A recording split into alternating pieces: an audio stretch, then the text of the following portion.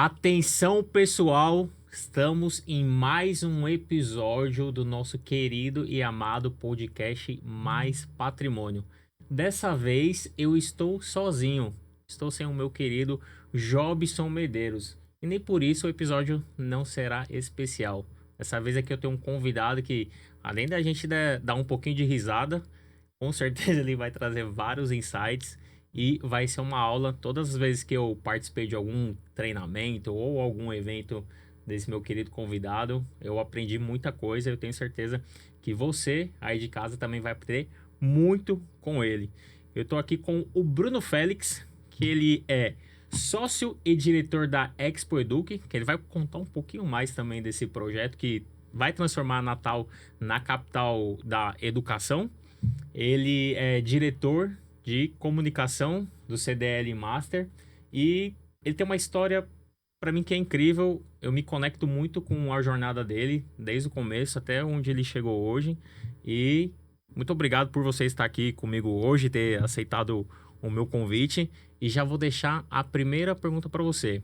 Quando a gente fala de patrimônio, o marketing, ele é tanto na empresa quanto como pessoa, é a parte mais importante para eu construir mais patrimônio?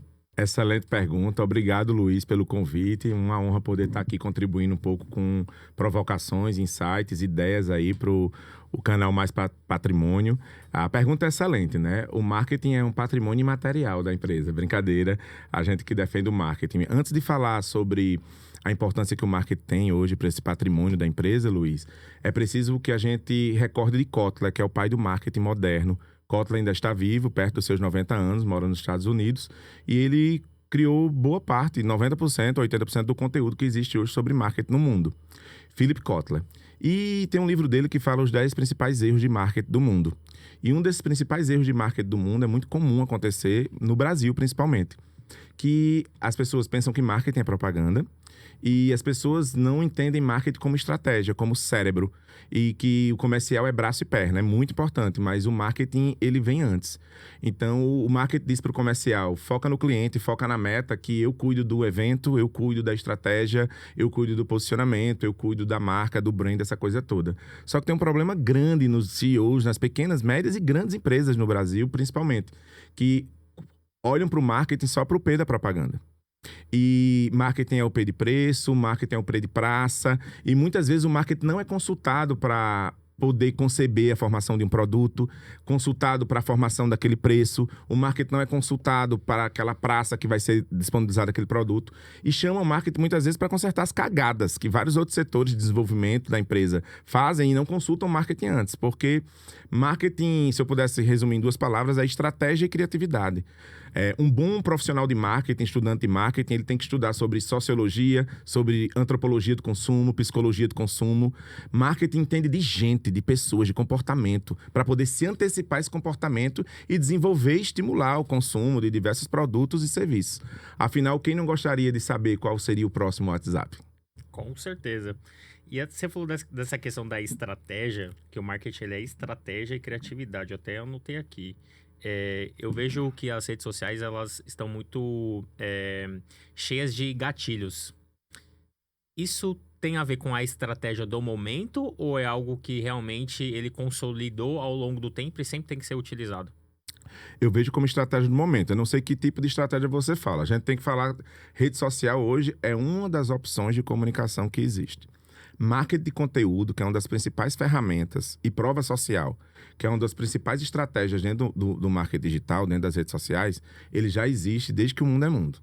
Marketing de conteúdo e prova social. Uma pessoa falando do produto, dando testemunho do seu produto ou do seu serviço, e marketing de conteúdo, entregar valor para o cliente. Lembra as caixinhas de maisena, o Guia Quatro Rodas? No livro de Vitor Peçanha, criador do Rock Content, tem Obrigado pelo Marketing, o livro dele. Ele fala um pouco sobre isso aí. E aí, eu acho, a minha opinião, é que quando eu vejo hoje um influencer ou um profissional de comunicação dá uma dica para engajar mais nas redes sociais, que você tem que utilizar 1,7 segundos, porque saiu de 3 segundos para 1,7 segundos. É a nova métrica. As pesquisas mostraram agora no último RD Station que teve, né? No RD Summit que teve, da RD lá que eles fazem o evento. Então, saiu de 3 segundos para 1,7. Então, imagine você chamar a atenção do seu cliente com 1,7 segundo. Mas a pergunta que eu faço de volta, Luiz, vale a pena você chamar a atenção do seu cliente no momento por 1,7 segundo, quebrando alguma coisa, batendo na cara de alguém, mostrando algo chocoso que muitas vezes não tem nada a ver com seu produto ou serviço, para depois aparecer seu rosto, para depois aparecer o seu produto? Esse 1,7 segundo, apesar de pequeno, pouco tempo, mas é tão importante, ele representa a sua empresa? Ele está alinhado com a cultura, com o valor da sua empresa? Vale tudo pela audiência? Vale tudo mesmo pela audiência? Essa é a pergunta que a gente tem que fazer. Então, a gente tem que ter cuidado com isso. Eu acho que isso é momentâneo e esse 1,7 segundos, sabe o que ele evidencia, na minha concepção? O adoecimento, né? Da síndrome do pensamento acelerado, das crises de ansiedade, da geração mais triste da humanidade que nós temos hoje, a geração Z, e do apodrecimento do cérebro, né? Inclusive, o apodrecimento do cérebro, ele foi cérebro podre, foi a palavra do ano na Universidade de Oxford, no ano de 2024 agora. Então, essa barra de rolagem, onde você começa a ver vídeos de pessoas cortando as coisas, limpando as coisas, e que aquilo prende atenção e está roubando o seu tempo, né? Então, o filme Divertidamente também evidenciou muito isso, mostrando o quanto o dilema das redes sociais, outro documentário bacana para você assistir, que fala sobre gente, sobre pessoas, sobre comportamento. Vale a pena você postar qualquer coisa só porque tá na moda, só porque é trend, colocar qualquer 1,7 segundo que denigra a imagem de alguém ou fale de um assunto polêmico só para roubar a atenção daquela pessoa para o teu assunto? Eu não sei se isso as pessoas vão consumir o produto. Eu quero que cada vez mais, além da quantidade de visualizações, de impressões, de alcance, métricas importantes, mas para quem? Para que tipo de negócio? Para que modelo de negócio? Para que tipo de serviço? Porque eu quero saber a quantidade de lead qualificado que chegou lá e quantas pessoas compraram de verdade. Quando eu comparo o número de compra, a taxa de conversão, da quantidade de alcance, impressões que determinados vídeos tiveram, e é lá embaixo. E aí, valeu a pena aquele esforço, aquela produção todinha, só para brand pelo brand, visibilidade pela visibilidade? Será que foi brand mesmo? Eu não sabia dessa redução aí. 1,7, de 3 segundos para 1,7. E acredito que tem a ver exatamente com isso que você falou. Dessa questão da ansiedade, né? Da galera querer a coisa muito rápida. Mas se a gente for ver também em escala de empresa, a gente vê que a atenção hoje ela é muito disputada. Então talvez seja isso, né? O quão rápido você consegue prender a atenção das pessoas. E aí a galera usa muitos ganchos, né? Pra prender a atenção. Mas talvez também não... Você prende atenção, mas não vai falar diretamente do seu produto. E aí entra aquela questão que você falou, acaba sendo só o brand por brand e... e às vezes não gera resultado que você queria e nem uma percepção do valor por parte do seu cliente, do seu público-alvo. Quando você sabe realmente quem é o seu cliente, as personas que existem, os anseios, as frustrações, o que motiva ela a consumir ou comprar o seu produto ou serviço, você não precisa de 1,7 segundos. De um vídeo que não tem nada a ver com você. Você pode até usar a estratégia de 1,7, mas algo que tenha completamente identidade com sua cultura, com seu valor, e com certeza vai ter uma taxa de conversão maior. É isso que eu acredito. Show! Estamos só no começo, hein, pessoal? Seguro que tem pela frente. Eu queria voltar um pouquinho aí no seu tempo, quando eu fiz a sua breve descrição, que eu me conectei muito. Quando você me mandou o seu release, eu vi a sua trajetória aqui, né? Pô, você atuou ali como flanelinha, decorador e vendedor nas ruas. Muitas pessoas... O nosso Brasil é gigantesco, né? Quase 220 milhões de pessoas. Se encontra hoje na mesma situação que você esteve há um bom tempo atrás. Como que uma pessoa, ela consegue mudar esse mindset dela e falar... Poxa, realmente eu tô aqui nessa situação hoje e o Bruno chegou até aqui. Como é que você pode inspirar essas pessoas a fazer essa travessia? Porque a gente sabe que não é um caminho fácil. Mas o que foi que te moldou para você chegar até aqui? Foi a educação.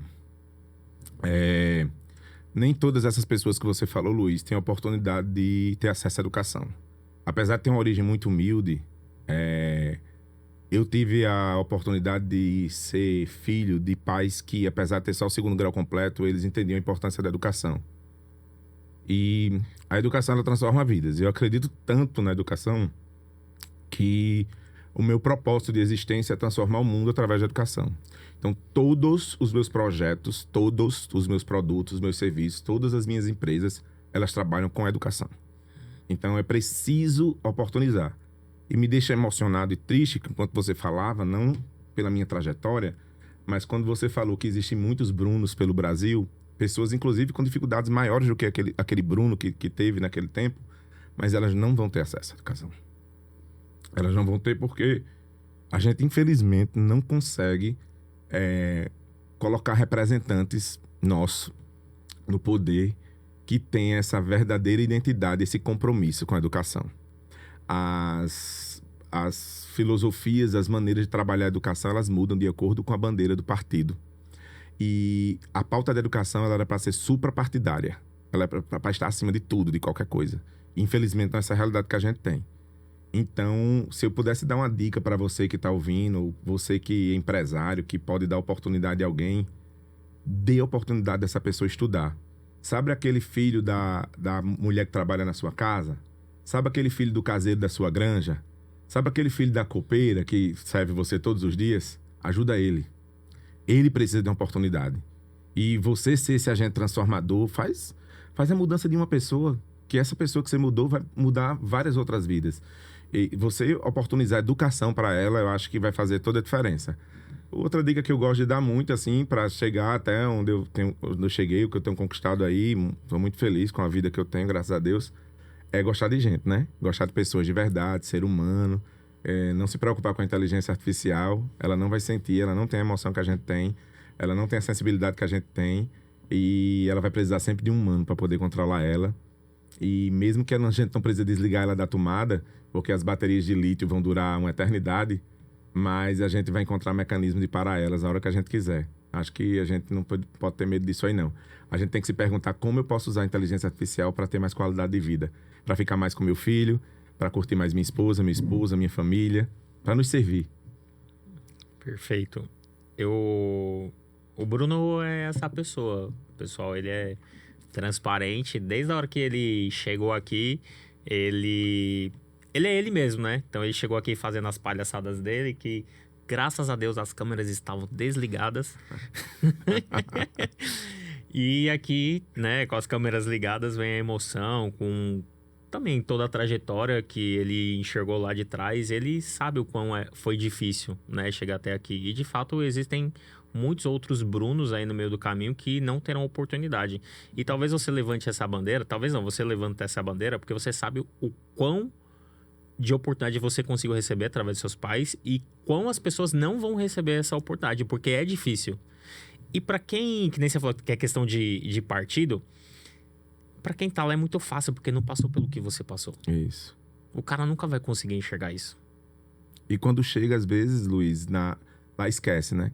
Quando chega lá, esquece. Tem alguns que chegam, que tem uma origem lá humilde, que passou por algumas provações, mas parece que esquece. Tem uma amnésia, um Alzheimer, sei lá, o que teve, uma demência, e quando chega lá, não prioriza isso, né? Então, eu acho que a educação é caro ainda. Infelizmente, ela tem que ser mais acessível, e nós precisamos, só educando um povo, uma nação, para a gente ter um nível de cultura mais elevado, uma sociedade mais igualitária e mais oportunidades. A Europa já existia há 1.500 anos, quando a gente era só mato, né, e tribos, né? Então a gente vem evoluindo aí, aos poucos, mas vem evoluindo. O Brasil é um país muito miscigenado, nós somos colonizados por diversos povos e a gente tem essa mistura de raça, tem um lado positivo disso. Existe pouco patriotismo, nós não temos desenvolvido esse patriotismo, esse orgulho de ser brasileiro. Nós temos a síndrome do cachorro vira-lata com o Nordeste, com nordestinos, nós temos síndrome do cachorro vira-lata com o Brasil, quando comparado a outros países desenvolvidos. E isso, cultura de um povo, você não muda de um dia para a noite. Você não aperta o botão e amanhã o Brasil vai estar diferente, esses 220 milhões de pessoas que você falou vai estar diferente. Por isso que eu falei que é suprapartidária. Tem determinadas políticas, como a da educação, ou até uma social mesmo, que independente do partido que esteja no poder, do político, tem que continuar. O outro tem que chegar e dar continuidade, mas as pessoas querem colocar o seu carimbo, querem colocar o seu selo. Eu acho que se não existisse... Uma das coisas que faz do Brasil ser o que ele é a quantidade de lei, né? Um povo que não é muito educado, então precisa de muita lei para poder reger, para poder controlar esse povo. Em outros países mais desenvolvidos, nós temos poucas leis. Porque as pessoas têm o brasileiro é muito simpático. Nós somos muito simpáticos, muito populares, muito agradáveis. Mas o senso de coletividade, não. O senso de coletividade a gente não tem. Aí são duas coisas diferentes. Né? Você pega na Europa um povo mais sisudo, um povo mais fechado, um povo que não é muito cordial no dia a dia de levar você para sua casa, né? Leva um tempo para isso acontecer. Mas eles têm um senso de coletividade anos-luz na frente da gente, né? E aí é isso que a gente precisa desenvolver mais no nosso povo. Se a gente juntar a simpatia do brasileiro, que a gente tem, o sorriso no rosto, né? Diante de tanta dor, de tanto sofrimento, a gente vai batucar com a panela vazia e fazer carnaval, como diz a música, a gente trazer o senso de coletividade, a gente vai ser uma grande nação. Eu acredito no Brasil, eu acredito nas pessoas. Eu acho que o bem está dentro da gente o tempo todo, só precisa ser acessado. Eu acho que a gente não é patriota porque a gente não tem experiência fora do Brasil. Quem tem experiência fora do Brasil volta pra cá, volta diferente. Eu mesmo fui assim. Quando eu fui pra fora, tá vendo? Eu acho que é esse o caminho de todo mundo. Você vai pra fora, quando você volta, você... Caceta, meu, o Brasil é foda, pô. O Brasil é foda de tudo, de cultura, de pessoas, de comida, de paisagem, tudo aqui. Extensão territorial, né? Belezas naturais, recursos naturais. A gente exporta muito commodity ainda, né? A gente tem que beneficiar mais. Então, tem muitos países ganhando dinheiro com nossa commodity, com o nosso minério, com nossa agricultura, que é fortíssima. Né? A água e terra é um dos grandes bens naturais aí para as grandes potências mundiais aí. Então, acho que a nossa hora vai chegar, sim. Com certeza. Me fala uma coisa, nessa sua história, quando você estava ali, né? Toda essa sua caminhada ali de vendedor ali na rua, passou algum momento na sua cabeça de você empreender através da educação ou alguma outra coisa? Você falou assim, pô, eu quero empreender. Tinha esse desejo ardente ou aconteceu do nada? Alguém te chamou, pô, vamos fazer um negócio junto? Como é que foi isso? Porque tem gente que é assim, né? O pessoal não tem o lado empreendedor e outra pessoa chama, ei, vamos fazer isso aqui porque você tem esse conhecimento, eu sei de negócio, vamos juntar aqui. Não, Luiz, não. Eu não tinha comportamento empreendedor. Eu falo isso muitas vezes. Eu era vendedor, eu era comunicativo, eu era desenrolado, né? Eu me expressava bem, eu era trabalhador, eu era pau pra toda obra, aquela pessoa aguerrida, mas o comportamento empreendedor não tinha. Ele só aconteceu tarde, mas antes tarde do que nunca. Eu sempre fui crescendo de carreira, sempre ascendendo em cargos em outras empresas e tal, mas o Empretec do Sebrae, ele transformou a minha vida. O Empretec do Sebrae é um treinamento de 8 dias, né? 9 dias imersivos. Eles diminuíram os dias hoje, acho que são 6 dias, onde você abre e fecha uma empresa lá dentro e ele desenvolve 30 comportamentos que foram colocados em teste há mais de 50 anos pelas Nações Unidas, que independente do lugar que você esteja, na Etiópia, no Japão, na Suíça, no Reino Unido, onde você estiver, na Somália, no Haiti, no Kuwait, independente da situação ao redor que esteja. Se você conseguir desenvolver aqueles 30 comportamentos ali, você consegue empreender e tal. E aí foi um divisor de águas. Depois do Empretec, eu consegui ser sócio de mais outras operações. Eu tinha várias crenças limitantes de sociedade é ruim, sociedade vão lhe roubar, sociedade dá problema. E tudo isso é mito, assim. Um contrato bem feito, com uma assessoria bem contábil, uma boa assessoria jurídica, né? Isso faz a diferença. E eu costumo, quando eu vou chamar, eu tenho vários sócios em alguns negócios, e quando vai chamar para ser sócio, eu digo, vamos fazer aqui como se tudo fosse terminar, porque eu quero prevalecer a amizade do que a sociedade. Então, a sociedade é desse mundo, a amizade a gente leva para os outros mundos. E aí eu prefiro levar a amizade para os outros mundos e deixar a sociedade nesse mundo aqui. Então, eu sempre começo assim, como é que seria se a gente brigasse aqui, se fosse terminar agora? O que é teu, o que é meu. Então, já começa como se fosse terminar. Cara, assim, todas as coisas que você falou até aqui, eu acredito que é muito inspirador e cria empatia, né, na galera. Isso aí eu não tenho dúvida nenhuma. Agora, a gente levando pro lado do marketing, já participei de algumas palestras suas, inclusive cada palestra que você dá, ela é única. Nenhuma se repete. Você sempre tem uma sacada diferente, você sempre fala alguma coisa diferente, você é muito criativo, tem sempre coisa para agregar. Isso daí, posso falar por experiência própria, não só eu mesmo falando, como já participei, mas também outras pessoas sempre elogiam a sua palestra. Você fala uma coisa que, assim, o básico bem feito é o que funciona. Isso. Fala um pouquinho mais disso daí. Porque às vezes a galera quer reinventar a roda e fazer um monte de coisa que... Obrigado aí pelo elogio. O básico bem feito funciona, Luiz, porque a gente tem mania de estar generalizando algo que não é generalizado. Por exemplo, quando a gente vê um case de uma empresa que teve muito sucesso com tráfego pago, uma empresa que tem muito sucesso com influencer, uma empresa que tem muito sucesso com um CRM inovador, essas empresas, elas não representam a maioria das empresas desse país. Elas são empresas digitais, que nasceram, que têm 5, 6 anos de existência. Elas são empresas dessa geração Z, que são CEOs, ou a geração Y. A maioria das empresas desse país, 90%, elas são empresas familiares. Elas são empresas que elas não possuem organograma, empresas que não têm processos, empresas que não têm cultura, empresas que não têm orçamentos, né, de marketing, orçamento de financeiro, orçamento do comercial. Empresas que não treinam seus colaboradores com a frequência que é para treinar, né, para poder capacitar as pessoas. Ninguém aprende por osmose, né? O verdadeiro líder, ele desenvolve pessoas. Então, o ideal é que você crie esse básico bem feito, que a Venato já falava nos primeiros livros de administração, né? Que já vinha ali Peter Drucker também falando. Então, a gente não preenche esses requisitos e já quer ir para o TikTok, já quer ir para automação, e já quer ir para esse mundo digital ou para essa robótica, para a inteligência artificial. Não estou dizendo que você não tem sucesso com isso. Não estou dizendo que não vai funcionar na sua empresa. Não estou dizendo isso. Só estou dizendo que eu chego na maioria das empresas, às vezes empresas grandes, 30, 40 anos de existência.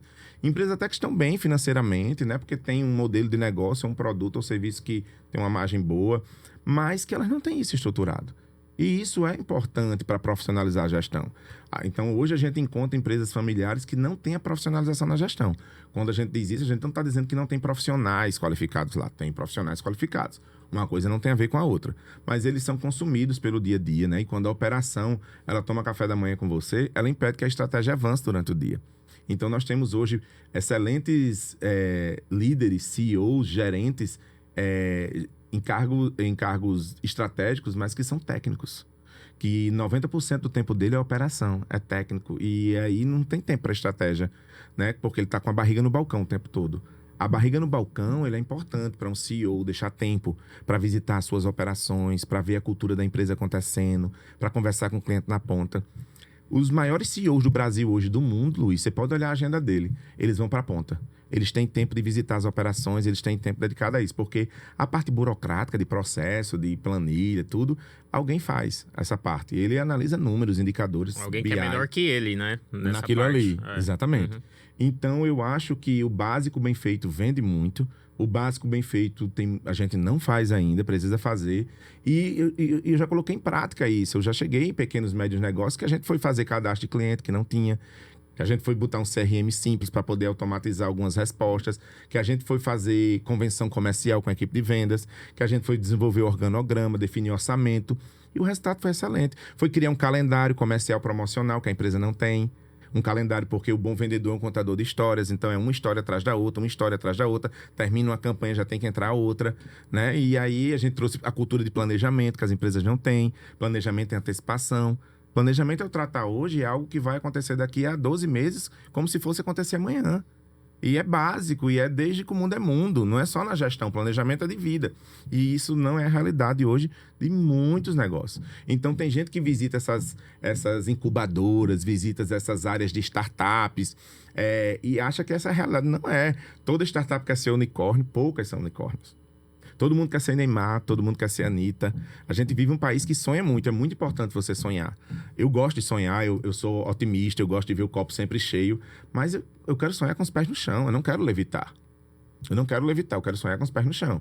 E aí, hoje nós temos um país, eu vejo isso em muitos empresários prematuros, sonhando ser unicórnio, sonhando ser Anitta, sonhando ser Neymar, e são poucos. Existe um Neymar no mundo, existe uma Anitta no mundo. Algumas semelhantes, mas só ela é ela. Perfeito. Agora, na prática, assim, a gente falando do básico bem feito, a gente sabe que a maioria das empresas são familiares, que nem você falou, você já visitou não sei quantas mil empresas e, não tem um monte de coisa ali bem feita. O que seria esse básico bem feito no marketing que o cara poderia fazer hoje, colocar isso na prática hoje, para não gastar rios de dinheiro? Na área de marketing, um básico bem feito, eu vou fazer um checklist bem rápido para você aqui. Cadastro de cliente, tem que fazer cadastro de cliente. Definir personas, saber quem é o seu cliente, definir os seus diferenciais, saber o que é que você tem que ninguém tem, alinhar isso com sua equipe, treinar e desenvolver a equipe ali, estruturar um setor de comunicação e marketing, mínimo que seja, para ele bater esteira, para o setor comercial derrubar o boi na faixa, né? Não valeu o boi lá, certo? Você tem que ter um calendário comercial promocional, uma agenda com as campanhas todas planejadas ali, orçamento de marketing, né? Uma verba definida, que é um percentual do faturamento da sua empresa, certo? Definir a cultura da sua empresa, né? Missão, visão, valores, propósito, porque eu existo, alinhar isso bem com a equipe ali. E a partir daí você vai definir o seu material promocional, o que é que você tem, porque você tem que estar pronto para a guerra, brinde, backdrop, participar de eventos, mapear os stakeholders. Tem feito muita diferença nas minhas consultorias. Hoje, quando eu chego em um negócio, eu mapeio os stakeholders e coloco a empresa para se relacionar, criar eventos, participar de eventos desses stakeholders. Então, mapear quem é que faz a diferença no teu negócio, quem é que vira a chave, quem é que te indica, quem é que é um agente, um catalisador nesse processo comercial. Então, existem vários catalisadores no processo comercial para botar mais gente no topo do funil, para aumentar a taxa de conversão, e você não está acionando esses agentes aí, que são os stakeholders, que chama formadores de opinião do teu negócio. E eu mapeio esses stakeholders e crio um planejamento de marketing, como eu vou me relacionar com eles, e isso tem dado muito resultado. É um atalho. Ele consegue fazer com que o resultado chegue mais rápido do que você dar a volta no mundo. Então, deixa eu ver para quem eu tenho que falar aqui, quem é que tem que saber que eu existo, que é importante, quais são esses profissionais, né? E aí nós temos vários exemplos aí de empresas que elas não estão olhando para os seus stakeholders, para os seus formadores de opinião, né, aqui do seu negócio. Isso faz toda a diferença. Acho que ajudou aí, né? Com certeza. Lista. É que, na real, assim, é uma coisa que o empreendedor, ele tem uma dificuldade, que é sentar a bunda na cadeira. Para documentar, analisar, porque essas coisas de fato são básicas. E se você perguntar, a maioria sabe que tem que fazer. Mas aí não faz, ficar só adiando. Porque burocracia não é burocracia, né? Por muito tempo eu pensei que documentar, fazer e não registrar é mesmo que não fazer. Por muito tempo eu pensei que relatório, alimentar sistema, isso fosse burocracia. Porque o meu CEO já me conhece, ele sabe que eu sou bom, que eu sou desenrolado, eu tô aqui há 10 anos, não sei o que. Não. Não é burocracia, é organização. Existe uma diferença entre burocracia e organização. A burocracia a gente identifica quando a gente traz uma consultoria de processo, ou então a gente mapeia o fluxograma e o processo da empresa, e a gente vê ali redundância e tira ali algumas etapas ali que são desnecessárias. Isso é burocracia, né? E que não ia levar para canto nenhum. Mas você documentar as coisas é organização. E aí muitas empresas não são organizadas. Às vezes também as pessoas enxergam como uma perda de tempo fazer isso, que não necessariamente você vai, muito pelo contrário, você vai compilar dados e vai colocar dados no sistema que vai te ajudar nas suas tomadas de decisões, estratégia de marketing. Que é o que esse sistema bom que muitas empresas não têm, que você falou agora. Esse sistema bom que muitas empresas têm, mas que os dados estão desatualizados. O cadastro do cliente não está bem feito. Eu costumo dizer que um Pix compra qualquer empresa. Uma simples transferência. Mas relacionamento, isso não compra. E o maior valuation hoje da sua empresa, que ela pode valer no mercado, da sua marca, é o nível de relacionamento que ela tem com os seus clientes. Então, hoje, quando uma pessoa vai comprar uma empresa, Luiz, a primeira coisa que esse cara que compra a empresa chega e pergunta, esse agenciador, ele diz: quantos clientes você tem cadastrados? Quantos clientes compram de você todo mês? Qual é o life value? Alguma coisa que LVT. LVT. O LVT. Ele vai atrás do LVT hoje. Porque é isso que vai dar o ROI dele, daquele investimento. Ele vai conseguir tirar aquele investimento que ele está fazendo na tua empresa em quanto tempo? Ele não está preocupado com a quantidade de prédios que você tem, a quantidade... Não está preocupado com isso, porque isso compra, isso aluga, isso é relativo. Agora, o nível de relacionamento que você tem com esse cliente, né, isso vale ouro. Vale muito dinheiro. Pessoal, percebam que a questão da construção de patrimônio, ela tem muitas coisas intangíveis, como, por exemplo, o marketing, que estamos falando hoje aqui na voz do Bruno Félix. Então, são coisas que no dia a dia a gente vai construindo, nunca estaremos em uma condição perfeita, mas sim um pouco por dia, para que você construa mais patrimônio e você consiga alcançar seus objetivos, ajudar sua família ou até mesmo você realizar os seus sonhos. Então, uma construção diária que é feita. Fechando esse bloco aqui, a gente falando de marketing, né, da empresa, do empreendedor, agora falando de posicionamento e de patrimônio. Você comentou anteriormente que você tem uma sociedade com uma agência de marketing onde você desenvolveu um produto que eu achei muito interessante, onde você consegue oferecer os serviços para que aquele empreendedor consiga se desenvolver. Seja através da vestimenta, como que é o nome? Personal styler. Personal styler, É. seja através do posicionamento dele com tráfego pago, enfim, tudo isso. Qual a real importância da pessoa ter uma boa comunicação pessoal, né? Uma boa vestimenta para que ela consiga fazer network, acessar novos ambientes, novas pessoas, novas oportunidades. O quão isso aí é importante, o quão isso deixa a pessoa atrasada? É isso mesmo, Luiz. Excelente pergunta. Nós vivemos a geração T. Nem a X, nem a Y, nem a Z. Eu fiquei com... T o quê? É a geração transformação. Ah, bom. Outra coisa. Nunca tivemos gerações que passaram por tantas transformações como as nossas gerações estão passando agora. O problema de saúde mental, o problema do conflito que a gente tem é porque essas gerações todas convivem no ambiente de trabalho e convivem dentro de casa. Não é só devido a Covid, pós-Covid, não. E aí, com essa transformação que a gente está vivendo, Luiz, viu-se a necessidade de profissionais autônomos, liberais, de se comunicar. A gente tinha muita oferta, a gente tinha pouca oferta antes, e hoje nós temos muita oferta. De médicos, de fonoaudiólogos, de fisioterapeutas, de arquitetos, de engenheiros, de fotógrafos. E independente da função que você tem, um pedreiro, um mestre de obra, um eletricista, vamos pegar qualquer função, um cara que faz reparo de ar-condicionado, qualquer função, hoje ela precisa ir para os canais digitais, ela precisa se posicionar, ela precisa dizer que existe, ela precisa mostrar seus diferenciais. E demorou, mas antes tarde do que nunca, esses profissionais autônomos, consultores, médicos, engenheiros, fisioterapeutas, psicólogos, nutricionistas, todos eles precisam ir para as redes sociais, precisam se comunicar. Só que eles não foram treinados para isso, eles não foram capacitados para isso, a universidade não formou ele para isso. A gente que pagou disciplinas de marketing, a gente que fez uma faculdade de administração, tal, ainda viu alguma coisa por ali. Eles não viram nada disso. Esse universo é tudo novo para eles. Então, nós criamos esse braço na Coringa Propaganda, que é a mais, onde nós selecionamos alguns profissionais autônomos para dar esse banho de loja. Então, se o cara tem potencial de fazer um livro, a gente orienta a fazer o livro. Se ele precisa de um banho de loja, a gente tem personal styler credenciado, um ensaio fotográfico, a gente cuida do tráfego pago, a gente alinha o conteúdo dele, a gente revisa missão, visão e valores, né? Se juntamos a Catarina Alcântara, que é uma especialista em comportamento humano, um especialista em carreiras, em liderança, Coringa, que toma conta de toda a parte de publicidade e propaganda, e eu com esse posicionamento, né? Ajudamos essa pessoa a ir para determinados palcos que façam sentido para ela, que tenha no público-alvo ali daquela plateia, persona que ele vai conseguir ter uma taxa de conversão melhor do seu produto ou serviço, mas tudo isso alinhado com verdade, com transparência e com propósito. Nada de, como eu já vi alguns profissionais nessa área, pra você ter ideia, Luiz, aqui em Natal, inclusive, existe alguns, que fazem ensaio fotográfico com determinados profissionais com bolsa Louis Vuitton, com alguma coisa, relógio que não é da pessoa. Para a pessoa passar aquela imagem, botar uma roupa que não é da pessoa, não. A gente não trabalha isso, a gente quer vender algo de verdade, algo transparente, a gente quer vender. A gente pode melhorar, pode dar algumas dicas, alguns retoques, alguns ajustes, mas sem que as pessoas percam sua identidade, que é o bem mais precioso que ela tem. Que aí é a marca pessoal dela, a Exatamente. real e não algo inventado. Isso.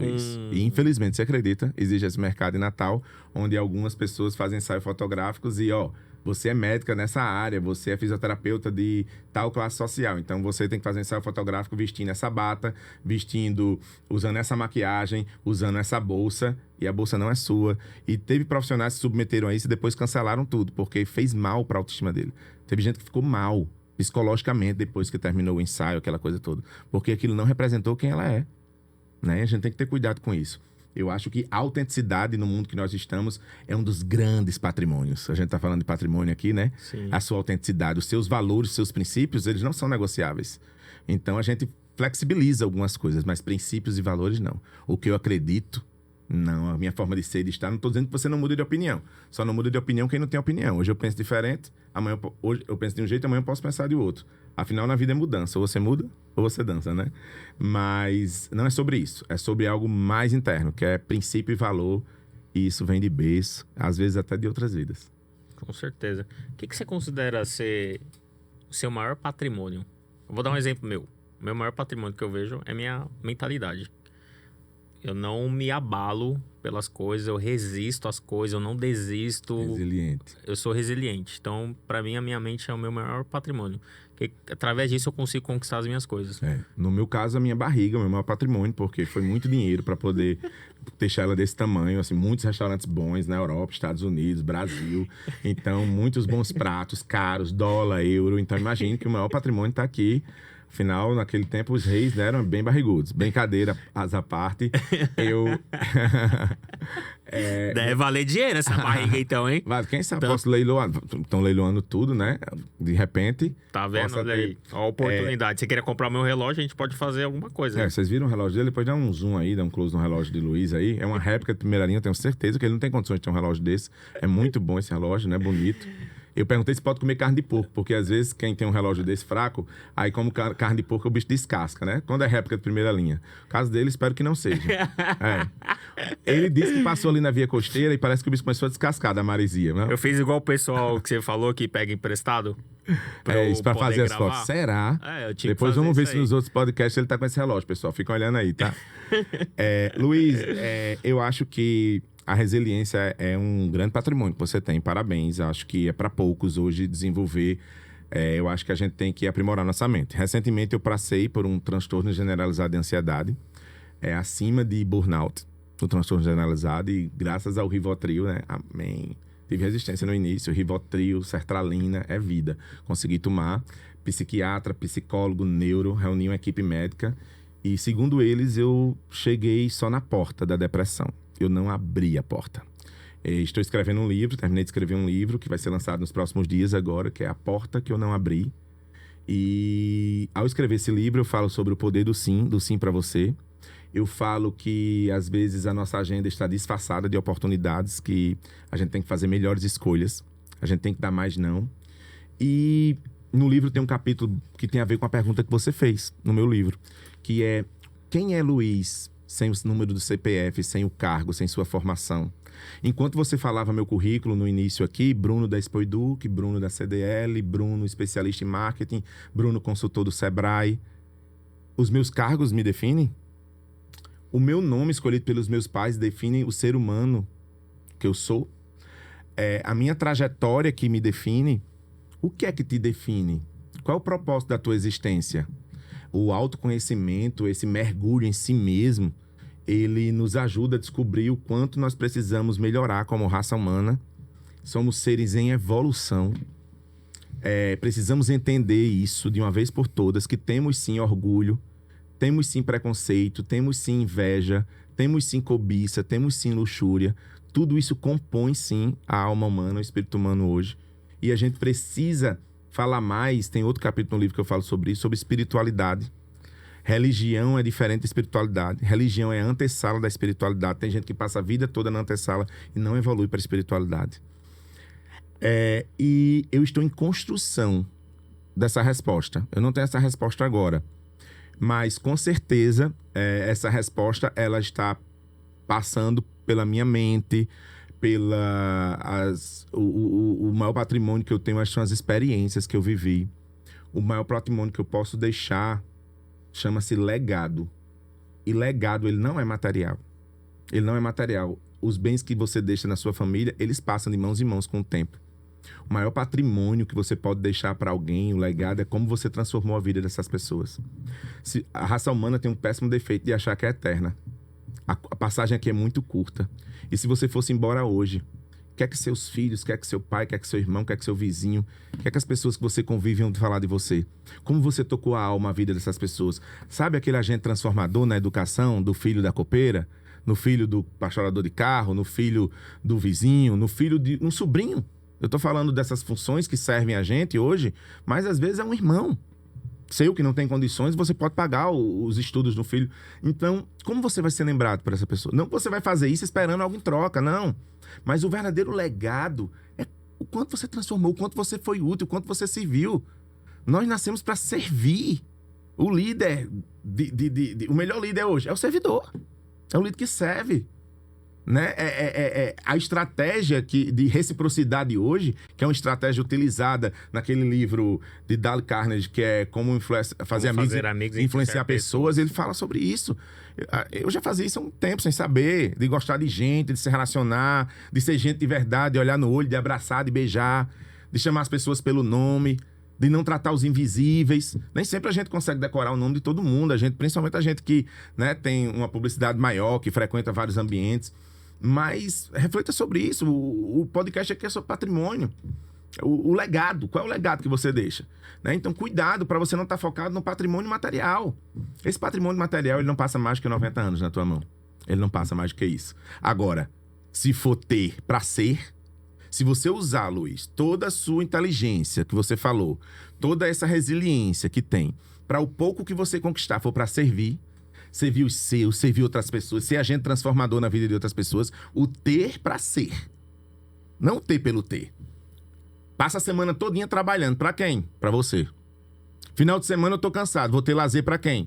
Para você. Cadê o outro, cara? Uhum. Cadê o outro? A gente precisa se dedicar ao outro.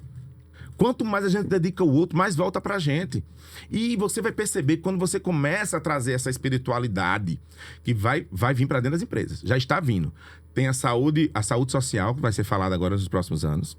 Além da saúde mental, a saúde emocional, a saúde social. A importância da saúde social. E para dentro das organizações vai vir espiritualidade. Inclusive, vou dar um spoiler aqui, que 28 de novembro eu vou fazer um evento aqui em Natal sobre espiritualidade, negócio e sentido de vida. Vou trazer Rossandro Klinger, vou trazer médicos, vou trazer uma galera do Brasil inteiro que fala sobre isso. O evento é sem fins lucrativos, a renda também vai ser para ONGs, certo? A gente está fazendo a seleção dessas ONGs aí. E a espiritualidade não é montar uma sala de ato ecumênico dentro de uma empresa, não. Outras práticas, é muito além disso. Né? Então, seu maior patrimônio é a transformação que você faz na vida do outro. Você como agente transformador. É só olhar para Joana d'Arc, Madre Teresa de Calcutá, é só olhar para Dalai Lama, é só olhar para esses grandes seres que vieram à Terra e que transformaram a humanidade. Papa Francisco, isso independente de religião, né? Independente de religião, não estou falando de religião, estou falando de pessoas que se dedicaram ao próximo, à causa, porque existem inúmeras, centenas de milhares de Papa Francisco, de Madres Teresas, todos os dias espalhados pelo Brasilzão todinho aí, fazendo a vida de várias pessoas ser transformada, e nunca tiveram uma postagem nas redes sociais. Porque espiritualidade elevada não tem a ver com a quantidade de vezes que você vai a uma igreja ou a um templo, não. Sabe aquele cara que mora numa casa de taipa ou de barro, longe de tudo e de todos? Às vezes ele é muito mais espiritualizado do que eu mesmo. Exatamente. Eu acredito muito nessa questão da espiritualidade. Cada vez mais vai conectar as pessoas, até através de um negócio mesmo. Porque a gente está falando de conexão. E a conexão é quando a gente fala de cultura, que a cultura ela une pessoas em prol de uma empresa, que, pô, aquela pessoa que não tem o fit cultural, ela vai sair. Eu acredito também nisso da questão da espiritualidade. A pessoa que não for espiritualizada e não entrar dentro daquele contexto, automaticamente ela vai acabar sendo excluída daquele grupo. Luiz, a gente tem dificuldade de selecionar agora, o pessoal fica criticando a geração Z, mas a geração Z ela tem proposta, ela sabe onde quer chegar. Ela tem defeitos, como a nossa geração também tem defeito. Entrevista não diz nada sobre ninguém, é um curto recorte de tempo. Hoje, para você contratar alguém da geração Z, você tem que alinhar o propósito da empresa com o propósito dela. Tem que dar match e juntos vão caminhar, vão evoluir. Então, o marketing é de causa. Então, por isso que nós somos entrevistados pela geração Z na hora de seleção deles. Eles perguntam se tem plano de saúde, perguntam se trabalha só de segunda a sexta. Eles querem viver, eles não querem viver para trabalhar, eles querem trabalhar para viver. É um pouco da cultura europeia. Se você assistir aquela série Netflix, Emily em Paris, é perfeito. A cultura americana versus a cultura europeia. A gente entende o quanto nós somos americanizados, consumismo, né? Essa coisa toda. E o europeu não. Ele é o brunch, ele chega mais tarde, ele sai mais cedo, o sol lá dura mais tempo, eles têm esse privilégio. Ele curte o ambiente. A gente não. Nós não temos tempo de pegar nosso filho na escola, nós não temos tempo de pagar uma conta, de deixar um café da manhã para alguém que a gente ama. A gente não tem tempo de quebrar uma rotina para tomar um café com um amigo que a gente não vê um tempão. E que está de viagem, passando rápido aqui por Natal. E a gente fica adiando tudo isso aí, sem controle nenhum do que vai acontecer amanhã. E amanhã pode ser tarde para muita coisa. Isso aí, eu vou falar para você que isso aí daria um podcast inteiro pra gente falar disso daí. Inteiro, cara. Porque eu vejo que nós somos muito trabalhadores aqui no Brasil, até por conta de como nós somos como economia. Então, pô, eu moro aqui no Brasil, quero comprar um iPhone. Galera que ganha um salário mínimo, a pessoa vai levar 12 meses para comprar um iPhone. Agora, a pessoa que mora lá no Reino Unido, em um mês que ela trabalhou, ela comprou um iPhone. Isso. É assim, enfim, a gente né? Só isso aqui não tem. discorre aqui, né? É muita coisa que tem, mas de fato somos brasileiros. O eiro já significa ser uma pessoa trabalhadora, né? Diferentemente das outras populações que não termina com eiro. É sério, é verdade. É sério, o eiro significa ser trabalhador. Os demais países não têm isso. Então o Brasil talvez seja uma herança por ter sido colonizado por diversas nacionalidades, talvez carregou isso, porque a população era escrava mesmo ali no real sentido. Eu não sabia disso. Inclusive, entrando na sua área, né?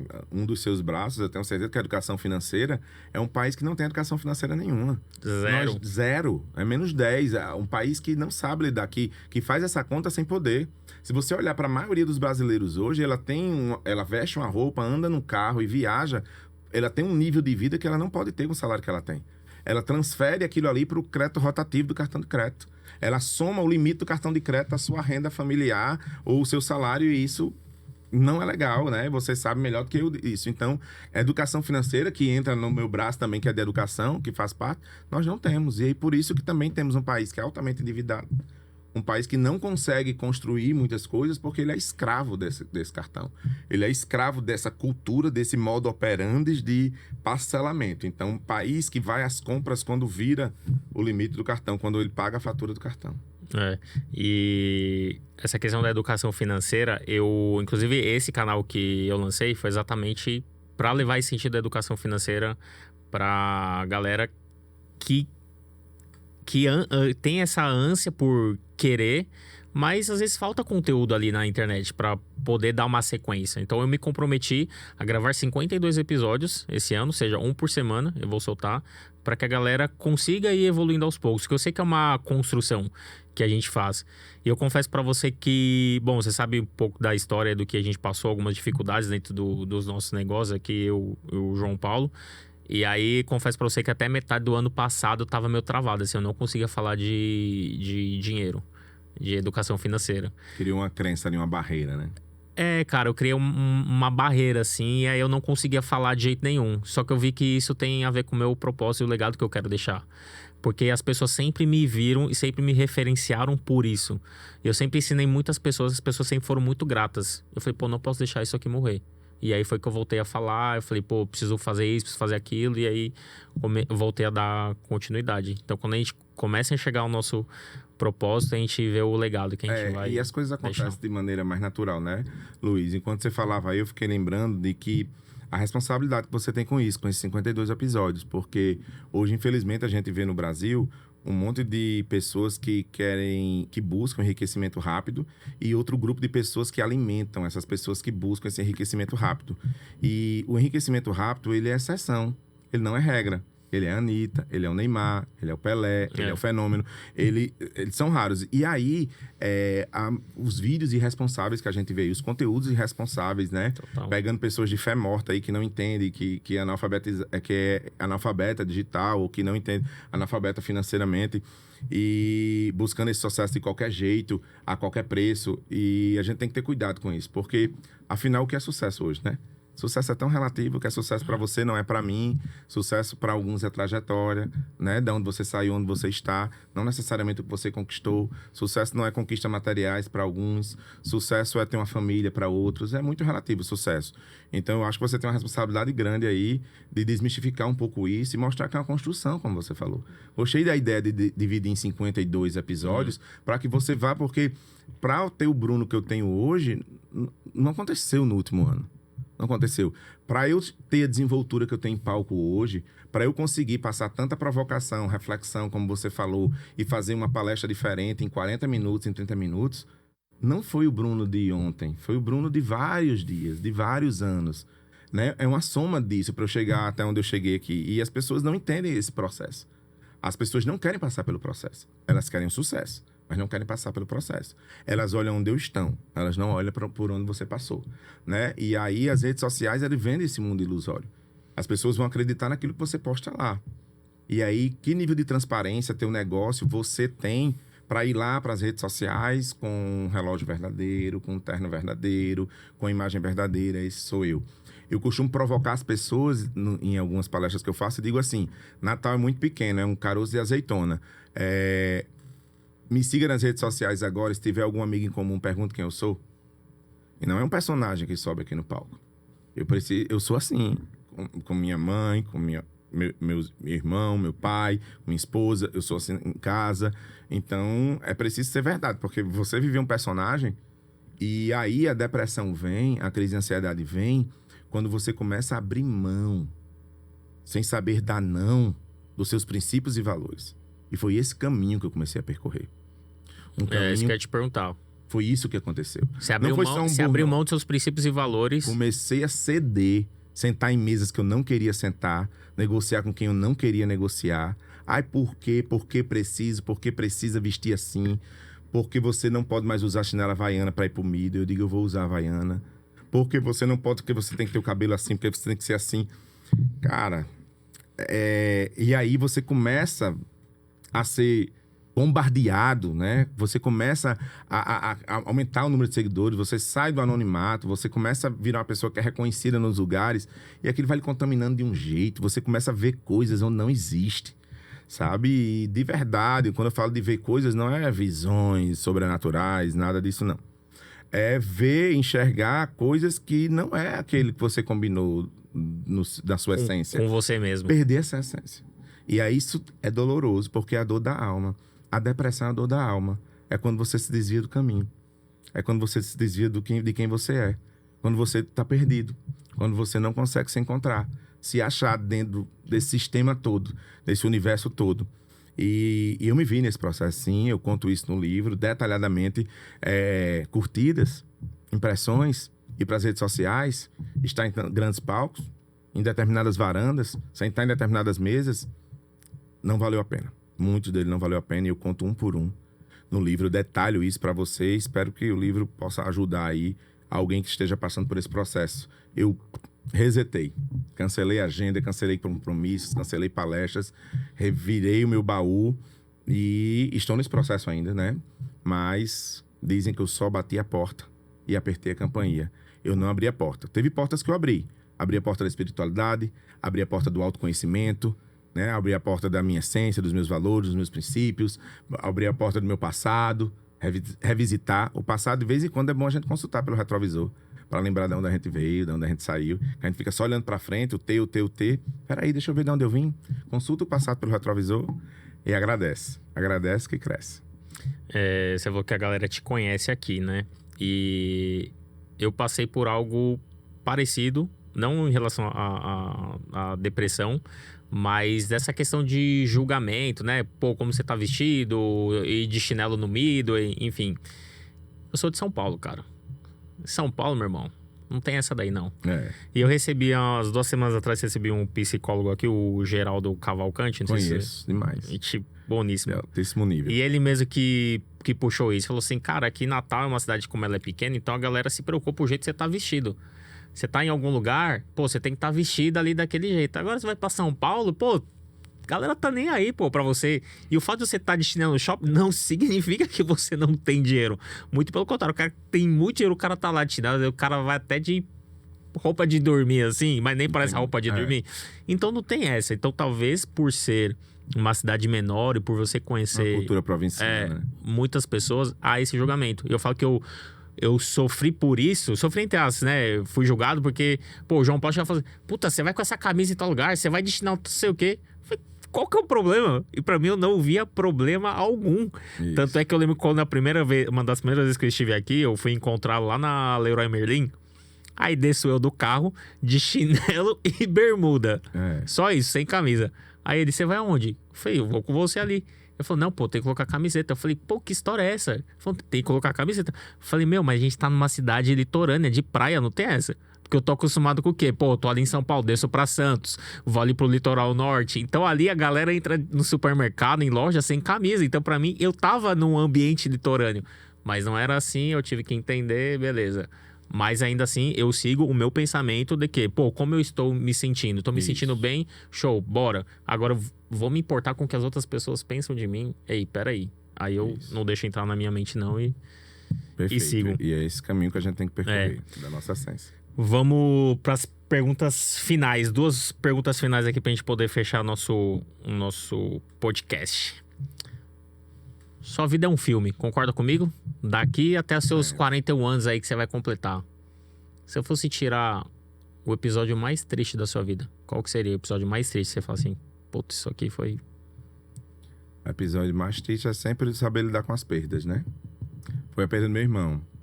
Foi muito traumático pra mim, porque a perda do meu irmão com 19 anos, muito precoce, ele era meu irmão mais novo. E foi por negligência, por falta de atendimento hospitalar.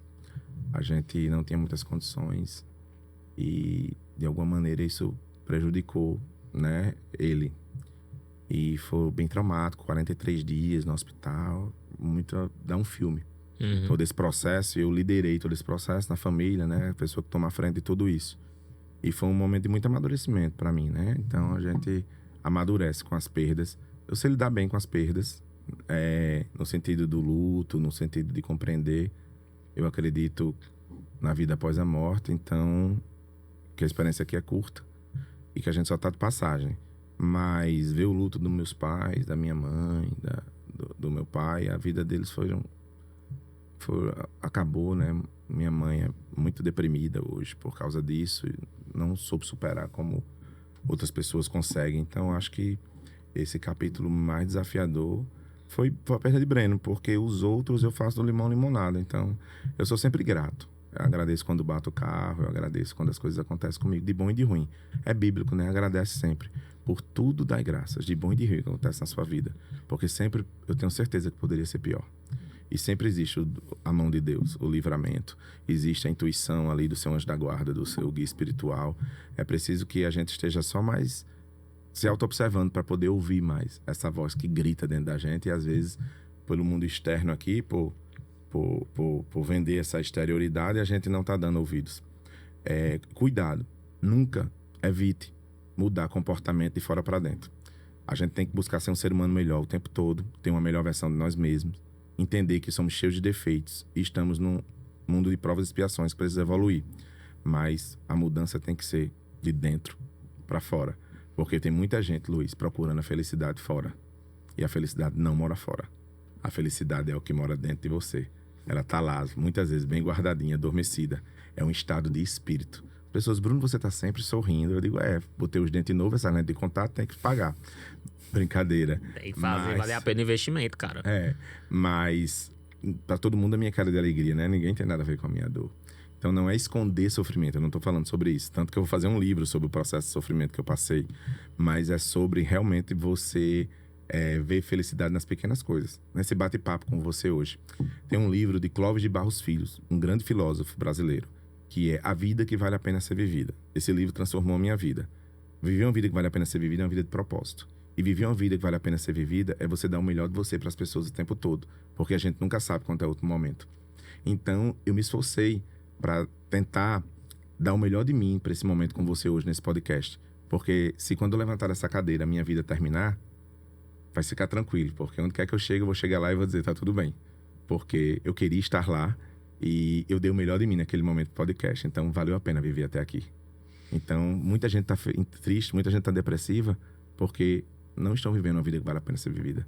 Estão indo contra os seus valores, princípios, contra a sua essência, vivendo uma vida materialista, uma vida focada no ter. E isso vai dar errado, vai colapsar. E eu explico isso um pouco no livro também.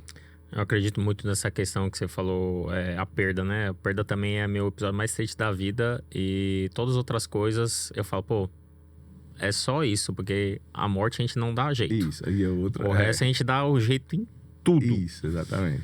A gente pensa que é o fim de um monte de coisa que não é o fim.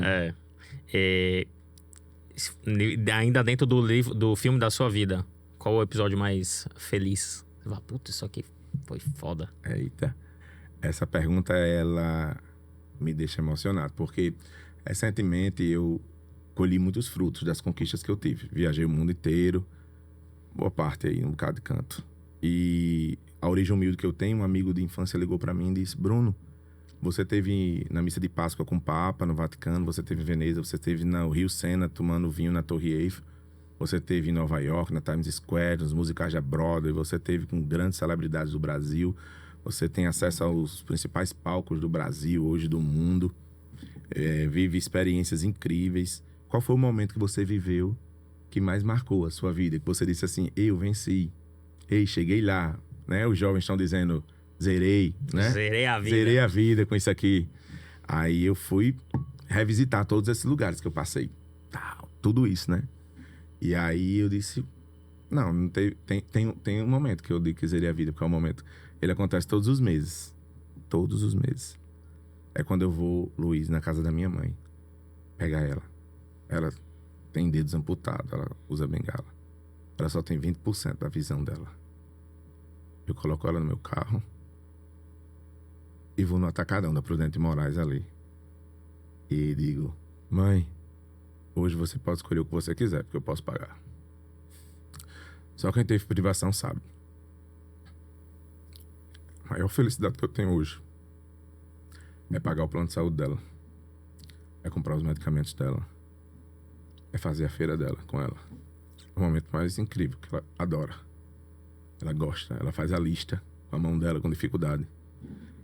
E se o pouco que a gente tem não for para servir os nossos, para que serve?